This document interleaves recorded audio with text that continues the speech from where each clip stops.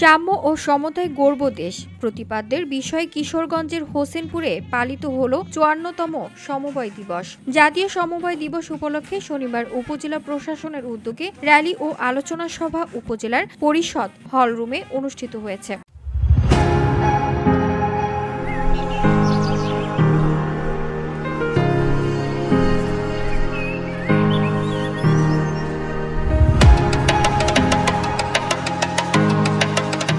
উপজেলা সমবায় অফিসার মোহাম্মদ গোলাম মোর্শেদ মির্ধার সভাপতিত্বে আলোচনা সভায় প্রধান অতিথি হিসেবে বক্তব্য রাখেন সহকারী কমিশনার মোহসি মাসনাদ। অন্যান্যের মাঝে উপস্থিত ছিলেন উপজেলা মুক্তিযোদ্ধা কমান্ডার ও বিআরবিবি চেয়ারম্যান, উপজেলা বিএনপির সাবেক সাধারণ সম্পাদক বীর মুক্তিযোদ্ধা রফিকুল ইসলাম, হোসেনপুর উপজেলা কৃষি দলের সভাপতি মোহাম্মদ আব্দুস সালাম, সাধারণ সম্পাদক হোসেন আলী,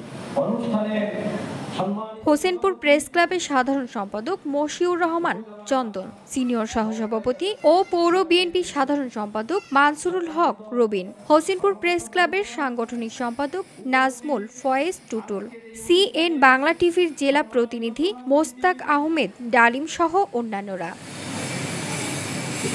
মোহাম্মদ গোলাম মোর্শেদ মির্ধা বক্তব্যে বলেন, সমবায় সমিতির সদস্যদের ধন্যবাদ জানানোর পাশাপাশি সমবায়কে কিভাবে আরও শক্তিশালী করা যায় সে বিষয়ে সকলেই ঐক্যবদ্ধভাবে কাজ করার মাধ্যমে সমবায়ের লক্ষ্যে সাম্য ও সমতায় দেশ গড়ব সমবায় বাস্তবায়নে দৃঢ় অঙ্গীকার ব্যক্ত করেন। VOD Bangla news desk.